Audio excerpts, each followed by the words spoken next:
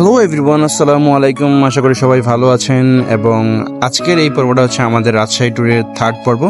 তো এই পর্বতে আপনারা দেখবেন আমরা হচ্ছে গিয়ে কালাই রুটি খাওয়ার জন্য একটা রেস্টুরেন্টে যাই। দোকানটা থেকে খুবই সুন্দর এবং ভালো মনে হয়েছে। সেখানে আমরা গরুর কালা বোনা, গরুর লাল বোনা, তারপর হচ্ছে গরুর ভুড়ি ভাজা, আর হচ্ছে গিয়ে আমরা মাল্টিপল টাইপের হচ্ছে ওদের এখানে যে ভর্তাগুলো করা হয় বেগুন দিয়ে, আমরা কালাই রুটি খেয়েছি এবং কালাই রুটির স্বাদটা অসাধারণ ছিল। আমরা খেয়ে তৃপ্তি পেয়েছি। এখানে দেখছেন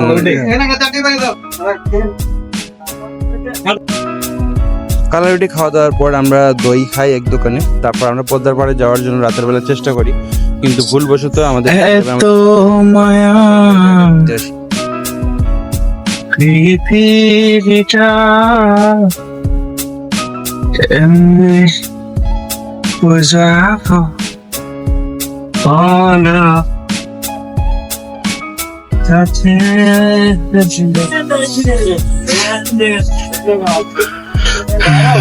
ভালোবাসা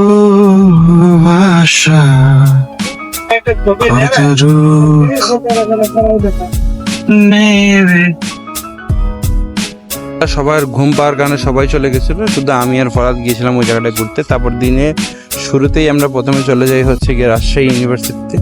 রাজশাহী ইউনিভার্সিটিটাকে সুন্দরভাবে দেখার জন্য। খুবই পরিষ্কার পরিপাটি রাস্তাঘাট এবং দেখতে খুবই সুন্দর একটি শহর। তো রাজশাহীতে আমরা হচ্ছে কি ওখানে গিয়ে প্রথমে একটা জায়গায় হচ্ছে গিয়ে চা খাই, এটার ভিডিও হয়তো আমরা এখানে ক্লিপ দিতে পারিনি। তো আমাদের যাত্রার যে ভিডিও, রাস্তায় যাওয়ার যে ভিউটা, সেটা আপনাদেরকে দেখানোর চেষ্টা করেছি। আমাদের তো চোখ জড়িয়ে গিয়েছে, খালি চোখে দেখার পরে ক্যামেরার চোখে আপনারা কীভাবে দেখবেন তা হয়তো আমরা বলতে পারবো না। তবে আমরা আশা রাখি আপনারাও আমাদের মতো করে অনেক ভালোই দেখতে পাচ্ছেন। অনেক সুন্দর একটা ইউনিভার্সিটি এটা।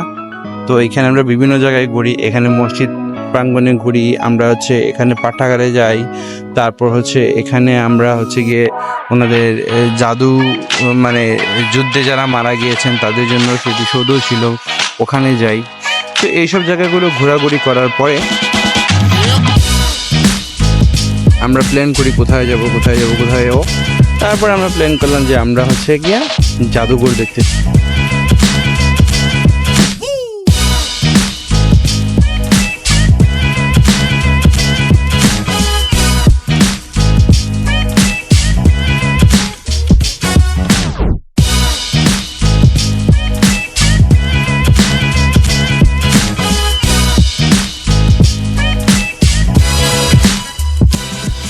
আল্লাহর কাছে হাসরের মাইন্ডে যে বদ্ধ দিতেছে, আমরা তাকে কিভাবে বলবো যে সে ভালো? অবশ্যই সময় ভালো, বদ্ধকারী কখনোই ভালো হয় না।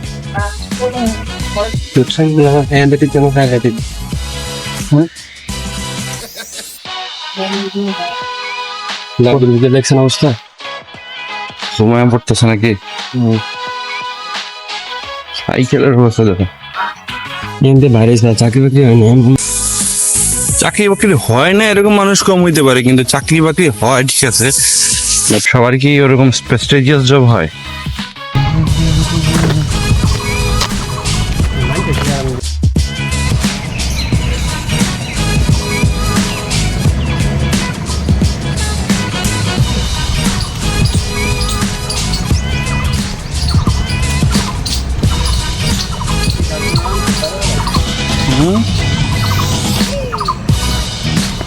এগুলার আছে এখন, আর ভিতরে যাইছ না।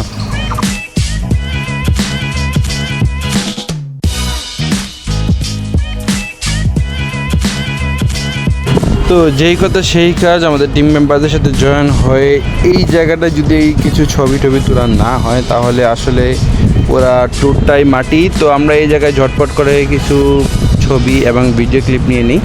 তারপরে আমরা এখান থেকে চলে যাই বের হয়ে, তারপরে আমরা চলে যাই হচ্ছে জাদুঘরের উদ্দেশ্যে।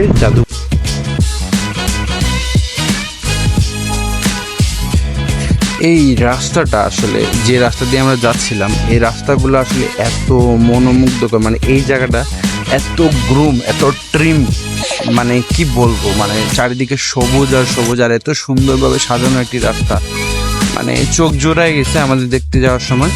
তো তবে এই ভিডিওটি বানানোর প্রথম এবং প্রধান উদ্দেশ্য হচ্ছে যে শুধুমাত্র ফেসবুকে ছাড়া নয়, স্মৃতিচারণ করা। কারণ হচ্ছে গিয়ে হয়তো আমাদের দিন আর এরকম থাকবে না, আমরা একসময় পুরো হয়ে যাব, বা হয়তো আমি থাকবো বা অনেকে থাকবে না, বা অনেকে আছি, এরকম এক সময় হচ্ছে গিয়ে স্মৃতিচারণ করবো যে একবারে ঘুরতে গিয়েছিলাম আমরা সবাই মিলে, এই ভিডিওটা বানাইছি।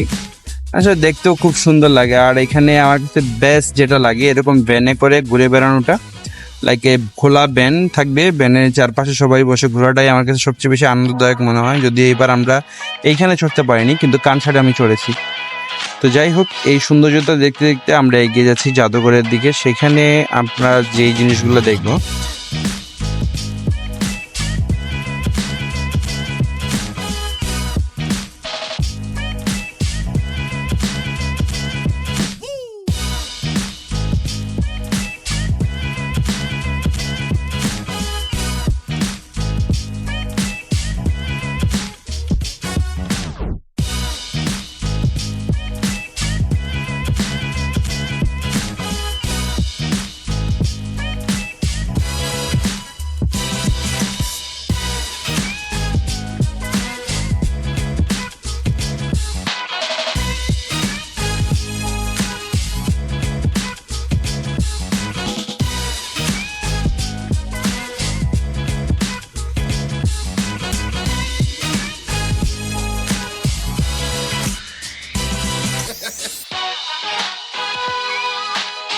এইভাবে আমরা চারিপাশে সবুজ পরিবেশ দেখতে দেখতে প্রায় পৌঁছে গেলাম হচ্ছে গিয়ে সামনেই পড়বে হচ্ছে গিয়ে রাজশাহী সরকারি কলেজ। তো রাজশাহী সরকারি কলেজ বিল্ডিংটা অস্থির একটা সুন্দর, মনে হয় ব্রিটিশ আমলে তৈরি, সেই ধরনের, বা মুঘল আমলে তৈরি, এরকম হতে পারে। কারণ এটার যে লুকস সেটা অনেকটা মনে হচ্ছে যে ইউরোপিয়ান লুকস। যাই হোক, রাজশাহী কলেজে পড়ে গেলাম, কলেজ দেখলাম, কিন্তু ভিডিওতে আসলো না কারণ সামনে অনেক ব্যানার ছিল। তো তারপর এভাবে এগিয়ে যেতে যেতে এই যে আমরা পৌঁছে গেলাম জাদুঘরের, হচ্ছে বরেন্দ্র রিসার্চ মিউজিয়াম। চলেন দেখা যাক এর ভিতরে আমরা কি কি দেখি।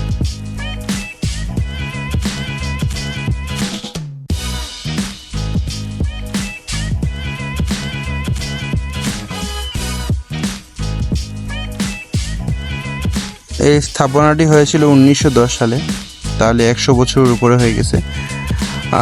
সামনে হিমেল, বা পাশে হচ্ছে গিয়ে আমাদের ফরহাদ, আর পিছনে হাম। তো এইভাবে ঢুকে সবচেয়ে বেশি এই জায়গায় যে সৌন্দর্যতা, সেটা হলো এই মিউজিয়ামের ভিতরেও হচ্ছে গিয়ে আপনার এত সুন্দর প্লান্টেশন করা, মানে লাইক সবুজ ফ্লাওয়ার চারিদিকে, এত সুন্দর একটা ভাইব দিচ্ছে। মানে মিউজিয়ামের ভিতরে কি আছে এখনো তা জানি না, কিন্তু বাড়িটা দেখে মন মুগ্ধ হয়ে যায়। তারপর আমরা আস্তে আস্তে ভিতরে প্রবেশ করি, 20 টাকার টিকিট লাগে, 20 টাকার টিকিট কিনে ভিতরে প্রবেশ করে আমরা যা দেখতে পাই সেগুলোই আপনারা এখানে